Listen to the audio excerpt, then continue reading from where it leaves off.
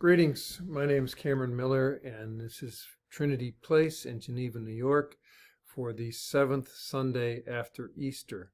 I'm going to begin with a Mary Oliver poem titled Breakage. I go down to the edge of the sea, how everything shines in the morning light. The cusp of the whelk, the broken cupboard of the clam, the opened blue mussels, moon snails, pale pink and barnacle scarred, and nothing at all whole or shut, but tattered, split, dropped by the gulls into the gray rocks and all the moisture gone. It's like a schoolhouse of little worlds, thousands of words, thousands of words.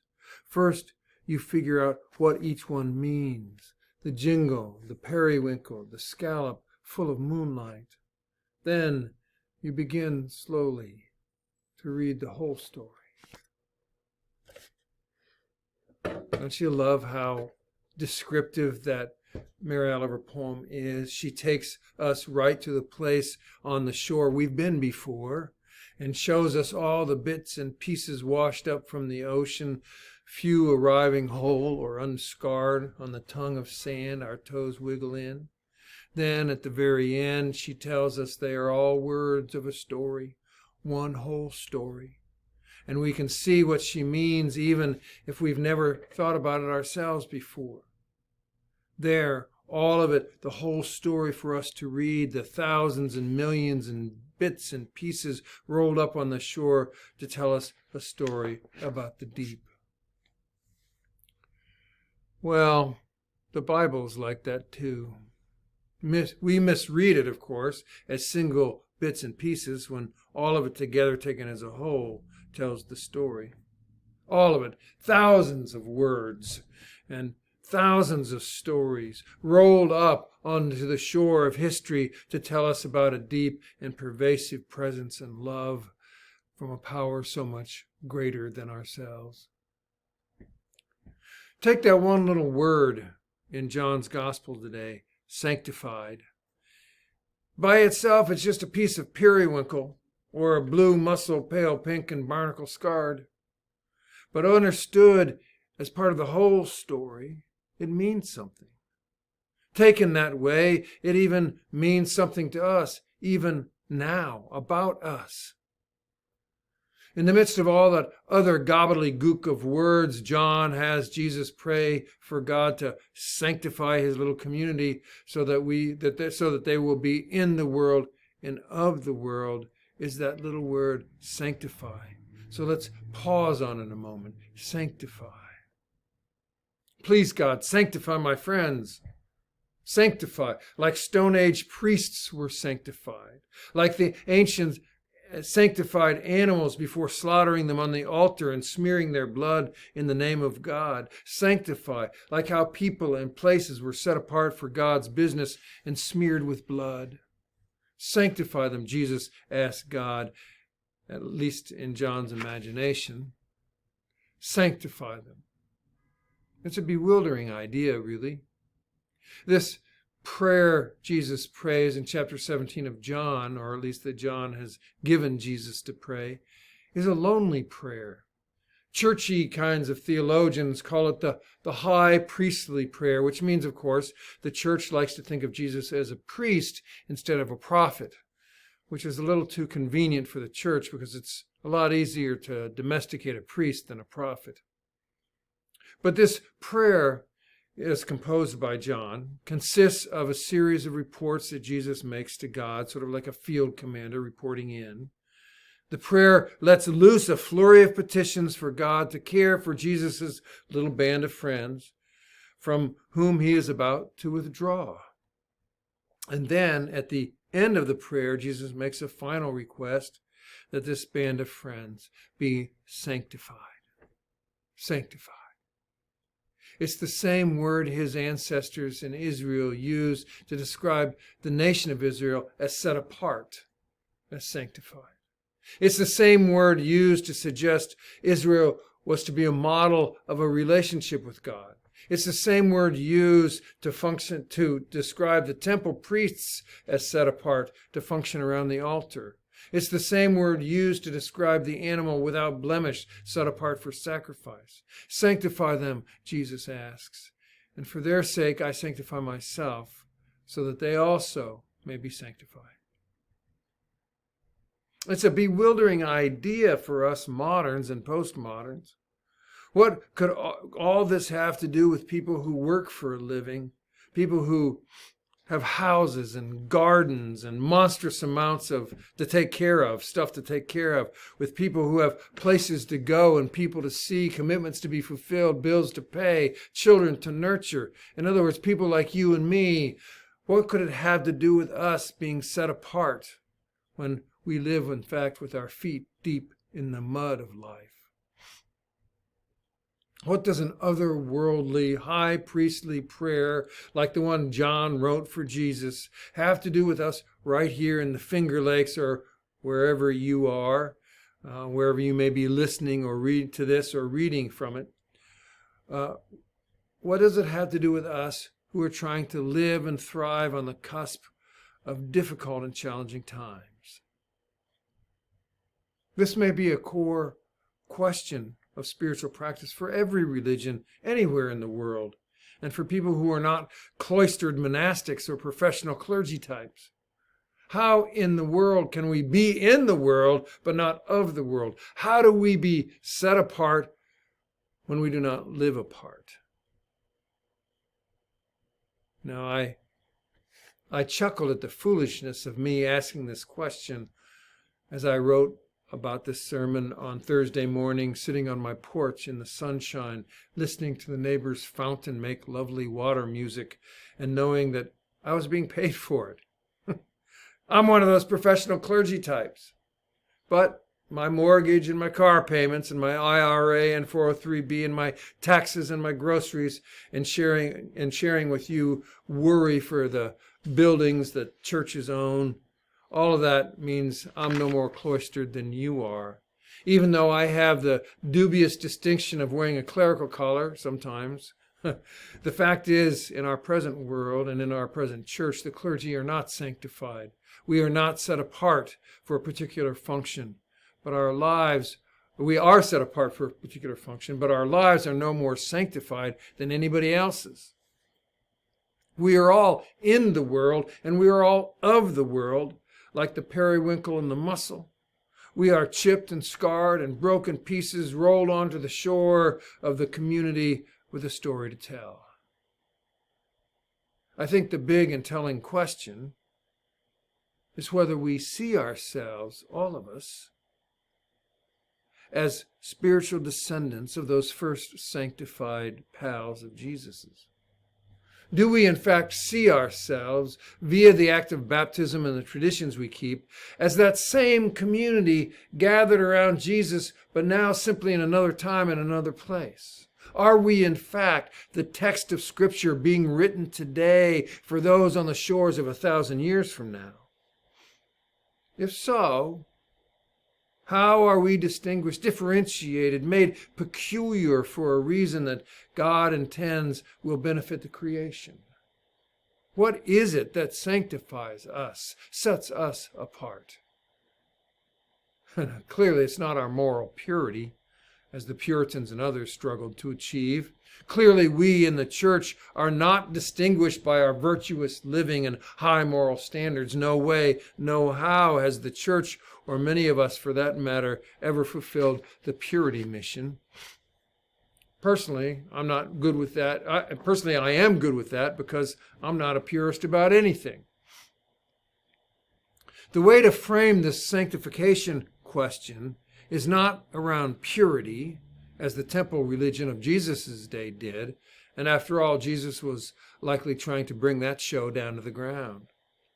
The frame that for us has to do with being baptized to be agents of God's love among those with whom we live and work and play. And I think it's a communal question as much as it is, if not more than, an individual question. And I'm guessing that if Jesus was preaching today, he would be preaching against the radical form of individualism that has so scarred and wounded our culture and our communities and our families and our planet. So I want to ask about ourselves as a community. This community, whatever community, spiritual community you are part of, as the 21st century version of Jesus' community. What sets this place, what sets us apart? What sets Trinity Place apart? This community. It's not its beauty.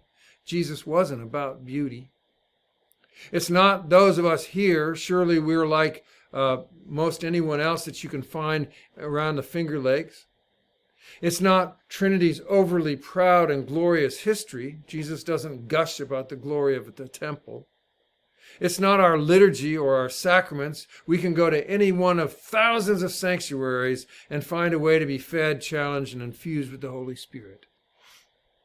So what sanctifies us? Trinity Place, your community, our place and our community, wherever you are. What distinguishes us? What differentiates us? What special role have we been given to play? For what peculiar benefit to the creation has God brought together this present mix of oddballs?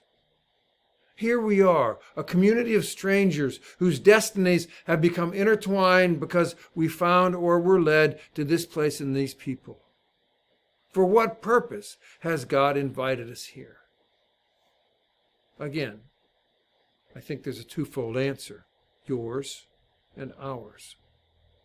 Yours is worth thinking about. Why did God invite you to a particular place with those particular people and in particular at this particular time in your life? Why? I invite all of us to be asking ourselves that question. Now, you may have been part of your church or part of Trinity for 30 years, but that's not an answer to that question. Longevity is not an answer. It's only a form of momentum. To consider why God has invited you or me to be here in this place with these people at this time is more than about longevity or family history or proximity. It's a question worth thinking about if you haven't visited it in a while. But there is a communal dimension of that question that seems vitally important when it comes to being set apart in God's scheme of things. Why did God invite us together in this place, in this time, to sanctify us in an act of love of creation? I don't know the answer to that question, by the way. It's a real question that I wonder about. I think for this church, for Trinity Place, I think we will find ourselves in the thick of that question fairly shortly once the Trinity Inn project has commenced and we are free of responsibility for that massive property. It will be then that we have a host of questions to ask and an amazing, unusual freedom with which to explore how we are set apart as agents of God's love. But in the short term, here's something I want us to notice about the community of Trinity Place. We are a community in the Episcopal tradition, but no one must be or is even asked to be an Episcopalian to be here, to be active here, to be fully one of us here. We're not a church in the sense of membership, which is the way church has been thought of in this country for centuries. We do not care what creed you have or whether you have a creed. We do not care if you're Christian or not, or even whether you believe in God or not. It may go too far to say that no one cares who you voted for, but that's not a question upon which our welcome or our love is based. What I observe about us at this moment in time and with this group of people is that we may not be for everyone, but we are pushing ourselves to welcome everyone. And by saying we're not for everyone, I mean that we will not meet everyone's needs. Welcoming everyone to the table is not something everybody wants from their spiritual community. And to be downright blunt about it, we're pretty small and pretty old and not terribly diverse racially, ethnically, or socioeconomically. But we do span 5 decades of age. And we do have a host of different opinions. And we are politically diverse. And our beliefs and our practices and our theologies color outside and inside the lines. We have people who have been coming for 50 years and people who joined up during the pandemic. We have people who love to sing and people who wish we wouldn't. We have people who like big church liturgy and those who like an intimate, informal kind of worship. We have people who think spiritual community is about spiritual formation and worship, and those who think it's about outreach and activism. We have those who live close enough to walk and others who live in towns 30 miles away or out in the boonies near no town. We have people who make contributions from out of their abundant investments and those who contribute from their paycheck that only goes so far.